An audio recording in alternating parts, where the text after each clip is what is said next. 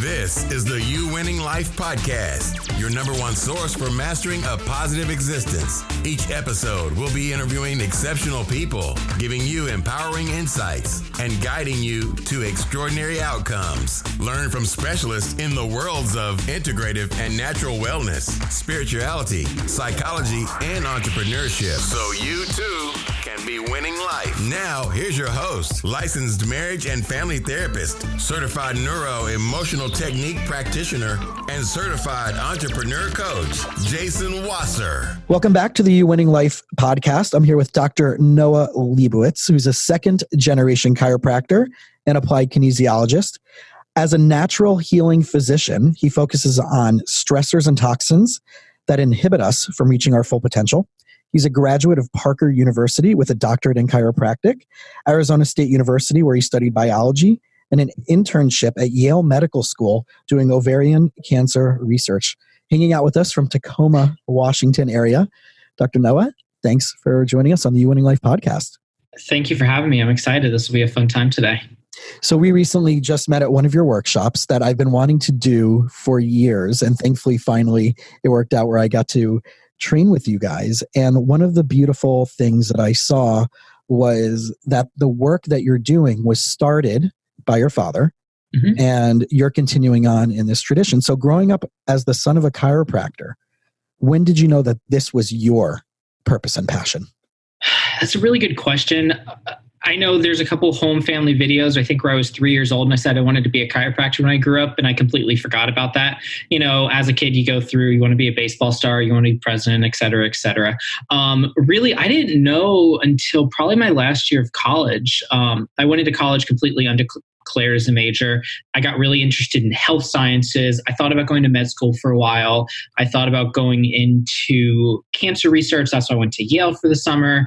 And, you know, what I ended up coming back with is, I mean, those are all very good professions, but what I personally want to do, I mean, I have friends that are ER docs that are other medical professions right now, MDs, DOs, and I would trust them with my lives. They're great at emergency care. And the more though I see the medical profession is they're not good at chronic care for people that have been sick for a while. You know, you break your arm, you have things like that. They're amazing at it. You need emergency surgery. But they fail so many people just because they're not given the right tools for people that have been sick for a while. And that's kind of what I ended up deciding I wanted to do, of help those people. And it's like my parents really didn't pressure me in one way or the other. And that's why I just kind of kept trying out different things. And I'm like, this is what interests me. And that's how I made my own decision my last year of college. So what was this education process like for you, right? So you started off biology major. Was there anything specifically that Arizona State had? I know that Dr. Wiles out there, correct? Yes. He's actually down in Tucson University of Arizona. That's our rival. Go Sun Devils.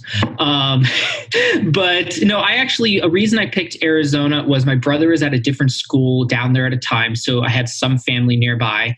It was far away from home, but not too far. But I went into Arizona State completely undeclared as a major. I didn't know what I wanted to do. So one thing I liked about the school was being such a large school, I could take classes and everything. So my first freshman year, I took sociology, I took psychology, I took mathematics, I took biology. And that's where I kind of was able to figure out, I loved how the human body worked. It was really anatomy and physiology that pushed me into this realm then. And so it's more, I chose the school based off the availability to learn anything that I wanted to. And then I just found what I liked in biology, especially anatomy and physiology, is how the body works. So growing up, right, knowing that your dad does this, how much of that did you kind of have an advantage going in? Or it was kind of like, I kind of know these things and they interest me, but to have the nitty gritty detail, did that give you any advantage going in and studying? And you know, in anatomy and physiology in undergraduate, you know, I heard some terms before and everything, but like my dad, I mean, you know, we do some anatomy lessons growing up and things like that, but it wasn't anything too in depth in all honesty. A lot I had to learn in undergrad.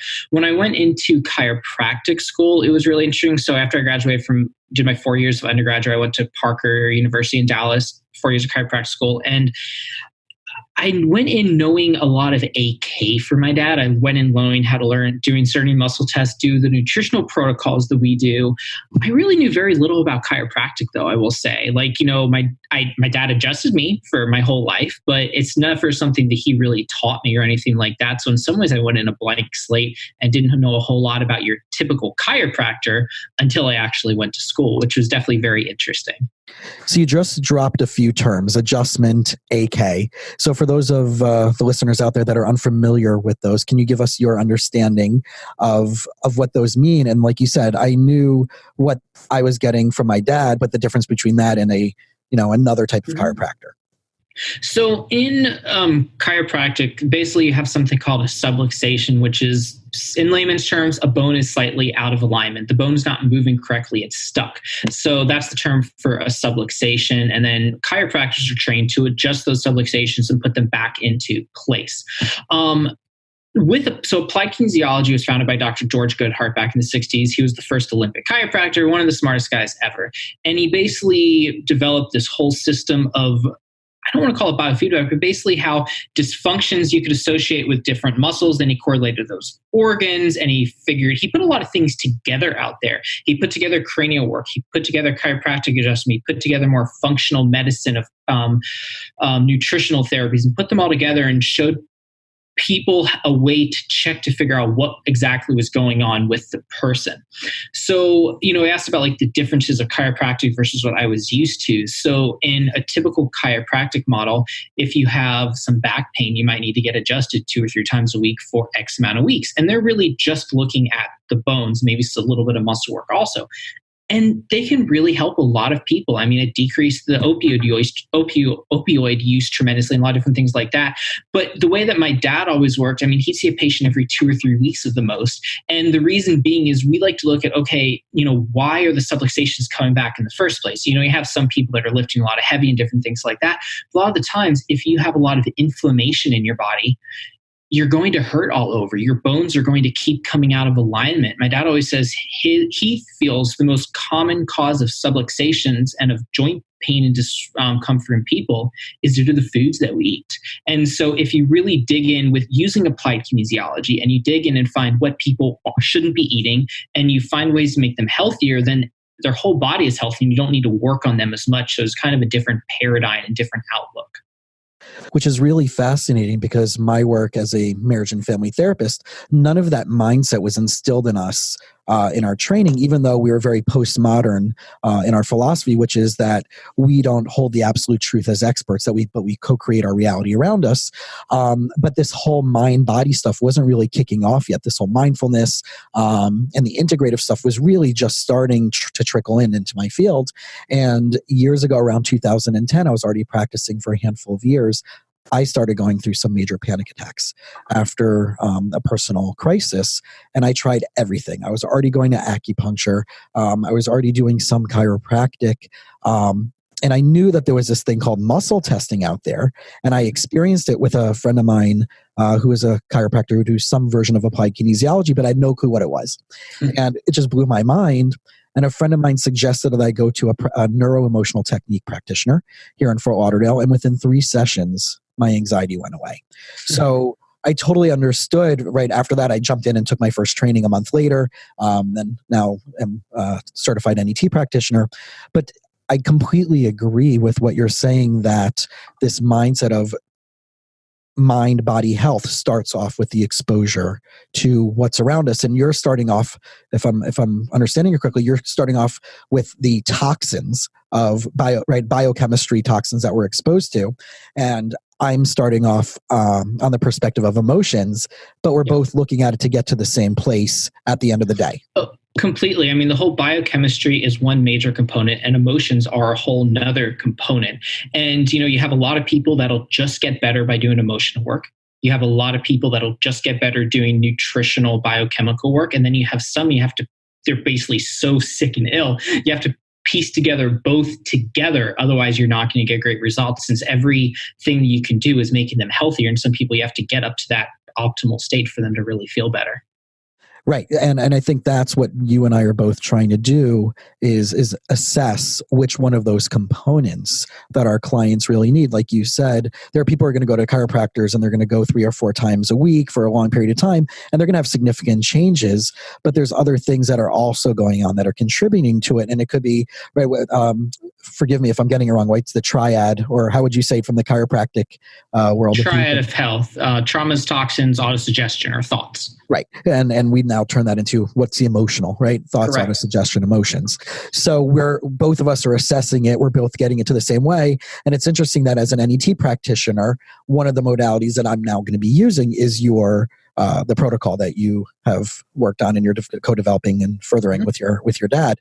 So now that you're doing that, you came from this background, you saw the difference, you knew what you grew up with, you saw what's being taught out there, you saw what's being done out there.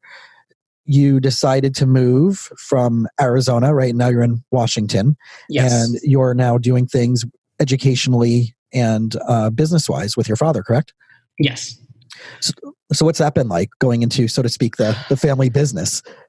I mean, I always get that question. Some people ask if I felt pressure to join him. Some people ask if I have pressure, like since my dad's one of the more well-known names in applied kinesiology. So people ask if I have pressure living up to his name. And I mean, the big thing for me is I get along with my parents really well. I know people that argue or fight and just say, they love him, but they couldn't work together. Thankfully, I have a great relationship. If my dad and I are in the same area, if one of us doesn't have anything going on, the other's working, we'll just sit in and watch the other person, or we'll see each other a few times a week. And we really get along. So we're blessed to have that type of relationship.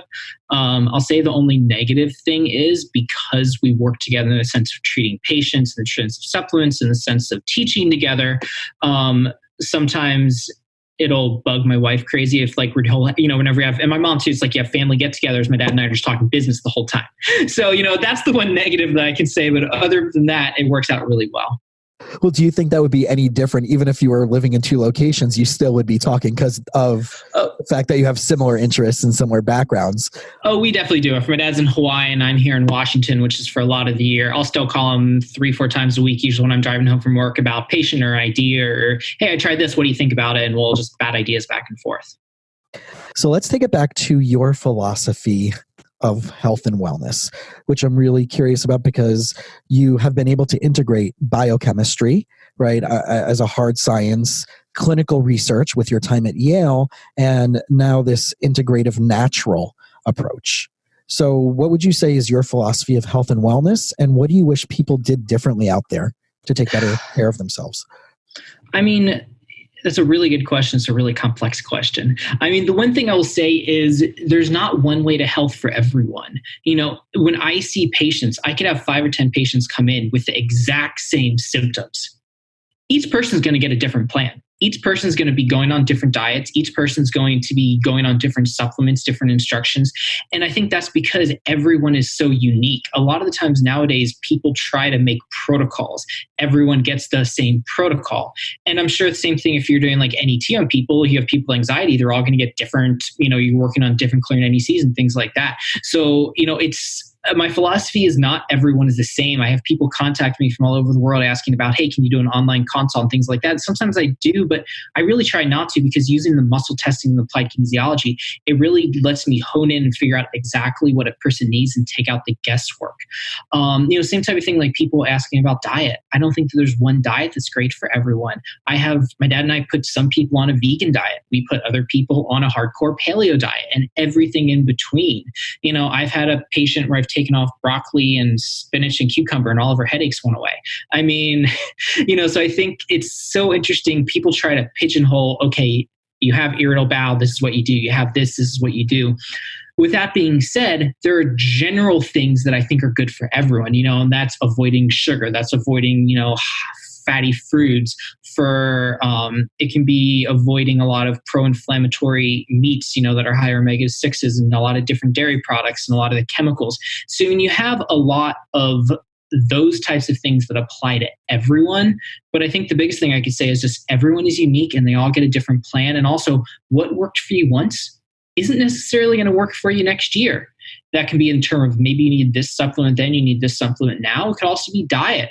In my life, I've done raw diets for times I've done hardcore paleo with no fruit. I've done keto short term. So, I mean, I think, there's not one diet for everyone, and your needs will change based off your lifestyle and other factors.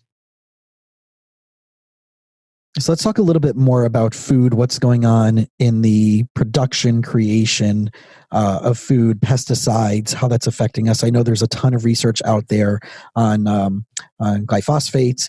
I know some pronounced different way, right? Some people pronounce it differently, but I know that there's a large hand-in-hand correlation that's been shown with celiac and sprue-like symptoms for people because of this pesticide that's incorporated into the food. And I know a lot of people out there saying this is all bogus and a myth, even though there's research out there. What are you finding? Because I know one of the things that the supplements that you specifically use are being tested to make sure that there's no pesticides and chemicals and fillers and stuff like that. So what's some of the things that's come up for you in your research and your experience and your implementation of these things? I say like 3,000 new chemicals are added to the environment every single year. It might be higher than, it might be 30,000, but it's some ridiculous number. I mean, people need to start reading labels and see what's added to stuff. And it's so hard because a lot of stuff isn't even added. Like you said, pesticides, those aren't added in. I mean, pretty much all non-organic wheat in the US is sprayed with glyphosate, or however you want to say it, before harvest, because it increases the 30% in the harvest fold. So, I mean, that's pretty substantial if you look at all the chemicals and stuff. I know Dr. Gundry says glyphosate's in his eyes, the second most common cause of leaky gut for people, and also cancer, non-Hodgkin's lymphoma, all that type of stuff. But I mean, definitely the chemicals and all of that. I mean, I will say the biggest things with a lot of my patients, you get patients coming in at different stages in your life. And I have patients that I educate about eating grass-fed meat, and I educate about eating organic and all this type of stuff. But so many people that I have coming to see me, it's more just, let's stop eating sugar, and let's stop drinking alcohol, and let's stop gluten. And I don't even go into the chemicals yet. I think the chemicals are a huge thing. I think they could be contributors to why people get cancer 30 years later, or different things like that. And I have seen people have really bad issues at the moment. But I mean, I think, like I said, it's huge. I try to avoid them. I mean, it's amazing looking at baby products, trying to get flame retardant free and all those types of things. So I think the chemicals are huge. It's not my go-to, but yeah, I use a lot of products to detox chemicals, and also heavy metals are a huge thing. That's one we see in a ton of people, and that's released going along with chemicals a lot of the time. Even a lot of like natural quote unquote dips and things like that. They take out the chemicals and they insert heavy metals in for the colors. So all of that definitely is a huge overall, it adds to the total load of the body. Like we mentioned, with emotions are a huge load on the body. Infections are a huge load on the body. Food sensitivities can be a huge load, and also the chemicals and metals. That's another thing just to address and detox and pull out of the body. And how much are you finding, as this is probably becoming more and more apparent with different studies about EMFs and actual light bulbs affecting people, and the iWatch and all these GPS-based or, fully digital watches? What are you seeing show up? What have you been reading on that, and what are you seeing? I mean, definitely EMFs can be a major issue on people. I've had some people where you need to give them supplements or have them move out of their house or do different rewiring techniques, do different things to help. Otherwise, they're not going to get better. I knew this one guy, he was head of security at a casino, and he had fallen and hurt his hip on it. He was doing a Segway tour of San Diego. And so he wasn't getting any better. He flew in to see us, and we worked on him. When people fly in, we see him 3 days in a row. We worked on him, a bunch of structural stuff. Next day, 100% of the findings came back. And we're like, that's not normal. So we were looking a little bit, and we were talking about where he works, and he's working surrounded by servers and monitors all day long. So we actually gave him 2 different things to help protect against electromagnetic fields. And then the next day he felt a lot better, and everything actually held structurally that we had worked on him. So I think EMFs are a big thing. I think in the big scheme of things, I think the other stuff when it comes to food and infections in the gut, I think those are a lot bigger in a lot of people. Also, if people have a lot of heavy metals in their body, they're going to be more electromagnetic field sensitive. So a lot of the times, there are a couple supplements that I use to help with EMFs, but a lot of times if you can detox the body, get them to a healthier level, and also pull out any metals that they have, then they can handle the EMFs better. I mean, there is obviously some things you can do at your house to help and lower your load at home, but I mean, out in the environment, unfortunately, we can't do a whole lot nowadays. And that involves light bulbs, like you said, fluorescent lights, smart meters, all that type of stuff. So where are people picking up all these heavy metals? Is it food? Is it body products? It's everywhere, unfortunately. I mean, if you look at coal-burning power plants, they put mercury into the air. Mercury gets into the water. That gets into the fish. Even they're finding mercury in Alaskan fish at this point. If you look at copper, you have copper water pipes. You have copper IUDs. Organic grapes are sprayed with an organic fungicide, which is copper arsenate or copper sulfate. It's a copper supplement. If you look at arsenic, most lumber is treated with arsenic to help prevent against termite damage, and you can breathe that in. You have beryllium found in anti-lock brakes. You have fracking. I mean, besides mercury, because a lot of times that can be from seafood, I don't always even, and sometimes copper with water pipes, I usually don't even look at the source. I just know we're exposed to it at some point. This person might have bad genetics, so we need to do everything we can to pull it out of the body. Yeah, I once heard a few years ago from another practitioner that the wood chips that are put down on playgrounds, those reddish, are actually treated with formaldehyde. Ooh, I so that mulch, that mulch type substance, and they tested it and they found that there was formaldehyde in it. So this stuff is everywhere, and I know that this is affecting people as they come in emotionally. They would never think that when they come to a therapist like me, right, or an average therapist, that they're going to be asked anything that's going on below their neck, right? So thank goodness for all of these resources that are out there, and neuroemotional technique Dr. Walker created it was also a student of Dr. Goodhart and took all these things. So let's talk a little bit more about this protocol that you're doing, how it got developed and why it's so important, and the connection to nutrition and living a fully healthy life.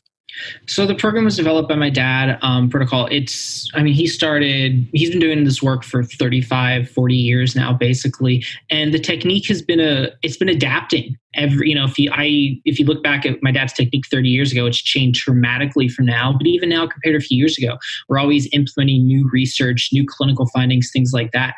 And what we try to do, we don't typically deal with the emotional aspect. If that's going on, we generally refer out to other people. We just figure we can't do everything at once. We try to look at the whole biochemical and nutritional aspect of a person, which we find are some of the biggest things affecting people. So we look at different types of infections, more subclinical infections, not like you have a cold and 102-degree fever, but we look for fungal issues. We look for Lyme. We look at viruses. We look at protozoa. We look at parasites.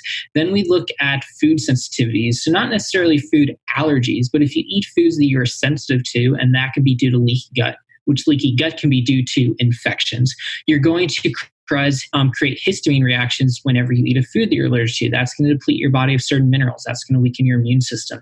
That's going to make, different people that can cause weight gain, different people that can cause headaches, that can cause nausea, anxiety, insomnia, a lot of those types of things. As I mentioned, we look at chemicals, we look at heavy metals, we look at hormone imbalances. And our goal, so the way that we look at health, we look at total load. So if you have a cup, a lot of people, until you get to the top of the cup, you feel fine.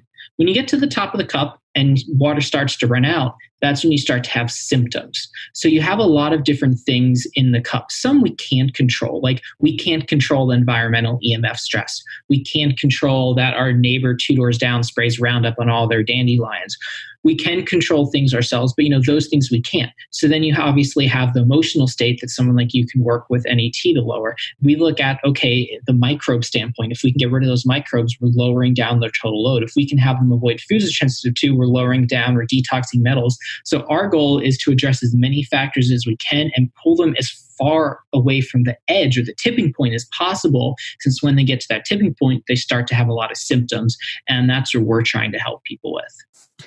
And I remember there was something that you were saying in the workshop, that even though there might not be something active or acute going on, but the body remembers that experience, and anything that's similar to that could still show up and cause a present day reaction to it. So for example, in my world, I'm trying to figure out my food sensitivities and food allergies. And for years, I had stuff that started when I was working at a pizza place in high school. My face would break out and get rosacea and all those wonderful things. And I know there was emotional things going on at that time.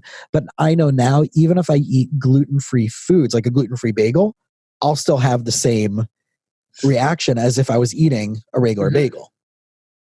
And that can definitely happen. I mean, you have different components. You have the mental component. It's like you have some people that say that they're allergic to a peach. And the reason that they're allergic to a peach, they're not actually allergic to the peach. Maybe they were doing something bad when they were young and their parents slapped them when they were holding a peach. And then they always cause that mental connection. So it's actually more of a mental reaction than a physical reaction to the peach. That can be something. But often, yeah, things will cross-react too.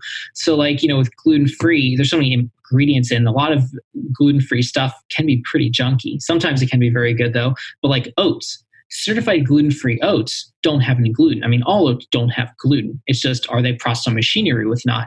But you have a lot of cross-reactivity. So gluten contains a prolamine called adenine, which that can cross-react with gluten, and that can cause a gluten-type reaction.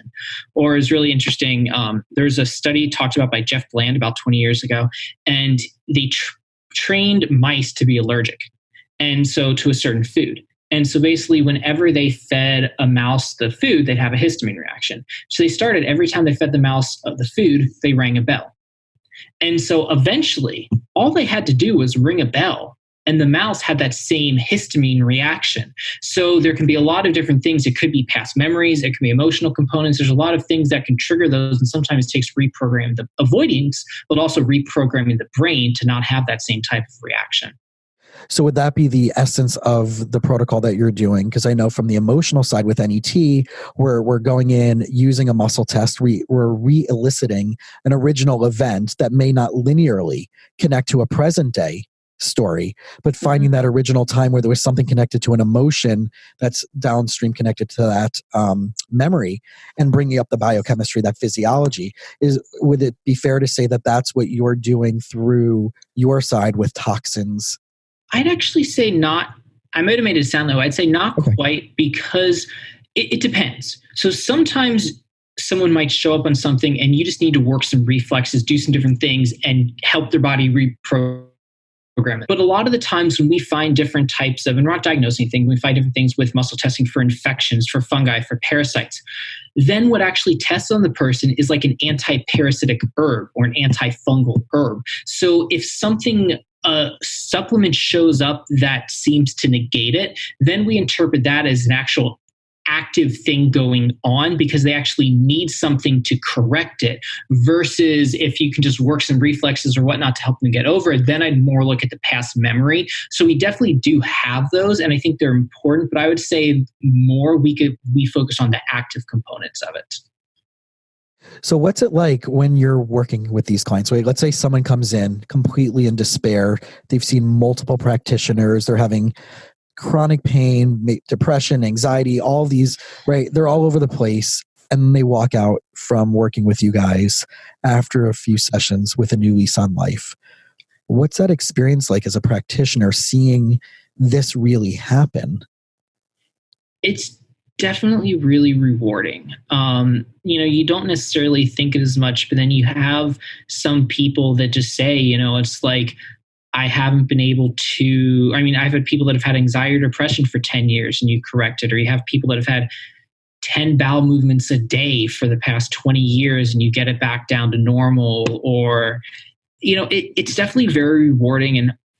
And you have, with any type of life, with work, you get stressed at times and it can become down. And then you have the people that you help and it's completely life changing. Like, I've seen 40 doctors before. No one else has been able to fix that. And you fixed it in 2 or 3 visits. And it definitely is very rewarding mentally. And I think, we're all have a place and purpose in the world. And I think that's what, we're meant, that's what at least my dad and I are meant to do, to try to help people. And so it's definitely very rewarding, and just makes you happy that you're able to help people. So applying what you just said and taking it into the category of life lessons. So what are some of those big life lessons that you've gained both personally and professionally? And then once with that, how have you been able to apply it to being a husband, father, professional, a spiritual individual, etc.? I think the things that I've learned, one is, don't believe what you hear always. Like when someone comes with a diagnosis, I don't always care. I want to know, how do they feel? And then I don't care if people say you can't be fixed. I want to see how we can help you. And I think from starting from scratch, from listening to people, actually taking what they tell you seriously. I've had so many patients say, no doctor's ever listened to me before. So I think taking those is very important. Trying to look at the whole picture and not become pigeonholed in one thing is also very important.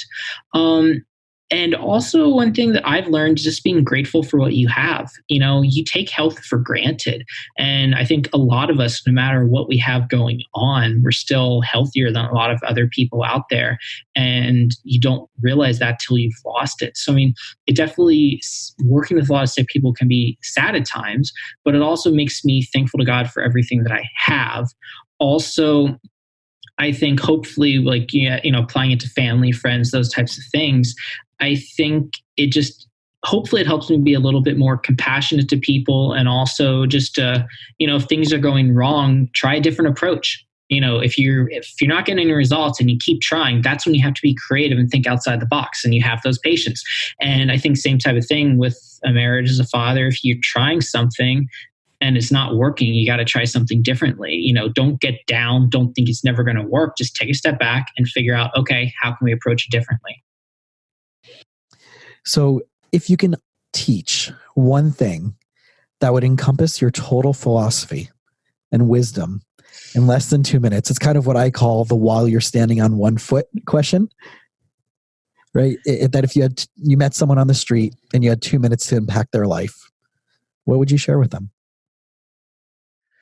That's a really tough question. I would share with them that just because people have told you can't do something, you're not get better, don't necessarily listen to them. There is always hope.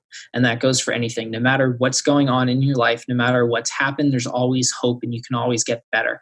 I think that is one thing that I would tell people. And the others are, I think a lot of people say a little bit in moderation is okay. And I lean towards moderation is killing people. A little bit of this and a little bit of this add up to being something really bad. So I don't know where I'm going with this, but basically I like to, try your best with what you do, and try your best, be thankful for what you have. Definitely take care of yourself when you're healthy, because when you're healthy, it's easy to stay healthy. When you're unhealthy, it can be hard to bring you back. And, just also try to keep a mentally positive attitude. And that's mentally positive attitude when you're working with clients, you're not getting the results that you want, when you're with family, when you're with friends, and just focusing on the blessings that we have in our life and focus on that. And then I think everything else becomes a lot better. Awesome. I don't know if that's what you wanted there. That's pretty good. Listen, it's the whole question is designed to get people right off their typical thinking path and go a little bit deeper. So as you continue on your personal and professional journey, what's next for you? That is a very good question. Professionally, always trying to learn, always trying to grow. My dad and I are always trying to research new things, try new things. Partly that's based off either health challenges we have or health challenges that our patients have, and learning ways to get them better. You learn the most off the patients that you don't get better right of the way. So I think from professional journey, we're always trying to progress and just help more and more people and find fast and effective and cost-effective ways to help people. Personally, I don't think that's just the never-ending journey of, working and being a husband and father. But yeah. All that good stuff, huh? Yes. Awesome. So if people out there are really curious about more about the protocol, what's it actually called? How can they find you? How can they work with you or your father? If they're a practitioner, what type of practitioners can take the training? And anything else that you want to share with us in order for anybody out there to track you down and Well, it's kind of funny. A lot of techniques out there have like their own patented names and everything. My dad never gave himself one. He just wanted to be part of applied kinesiology. He never wanted his own technique. So we've kind of got coined after a long time. People started calling us the Lebowitz protocol or the Lebowitz technique. So I guess that's what we are. So we don't have anything fancy. We're both extremely laid back, low key. And whenever my dad teaches in front of a few hundred people, he's wearing a Hawaiian shirt. So to find either of us, if you search, my website's drnoalebowitz.com. My dad's michaellebowitzdc.com. Or if you Google us, we come up. My dad's in practice part of the time in Washington, other parts in Hawaii, where they live. And then I'm in Washington State in practice here. For practitioners, I mean, we've mostly trained chiropractors, naturopaths, medical doctors. We have trained a lot of other professionals also. We usually teach 1 or 2 large seminars every year, just like you attended our one in Atlanta last Sunday. But we also do a lot of private one-on-one classes in our office where doctors come out for a whole personalized day of training. We also have, like I said, patients coming in from all over. And we do have online courses also, which are available on my dad's website, which is michaellebowitzdc.com. Awesome. And then there's a way for them to potentially track down any practitioners that might be near them if they're unable to travel? Yeah, no, definitely. We get probably 5 to 10 emails or calls a week asking for, hey, do you have a practitioner in our area doing your work? And we're always more than happy to try to help people out. I mean, whenever anyone asks about either what should they do or should they come and see us, we always first ask, where do you live? If we can send you someone local that we know, we'd always prefer that to have that close relationship. And then if the doctor ever needs help, we're always more than happy to help them. So, easiest way, both of our emails are on our websites. Mine's drnoalebowitz@gmail.com. Same as my website. But if you contact us, we're always more than happy to give out referrals and help out the best that we can. Good. So that means anybody listening to this podcast has no excuse to do some self-care, some really quality healing to get the right nutrition. If they've been struggling with either the right food, the right nutrition, to figure out what's going on with your stressors, both physically and emotionally. And that's why I love this protocol. And for years wanted to take this training because I know it fits in perfectly with the second and third base of the home run formula from Dr. Walker, which is the biochemistry, toxins, and the nutrition. So I really want to thank you and your dad for doing this amazing work and for spending the time with us today and sharing your wisdom with our listeners. Yeah, thank you for having me. It's been a lot of fun, and I look forward to collaborating with you more on different things. Awesome. Thanks so much. Thanks for listening to the You Winning Life podcast. If you are ready to minimize your personal and professional struggles and maximize your potential, we would love it if you subscribe so you don't miss an episode. You can follow us on Instagram and Facebook at Jason Wasser, LMFT.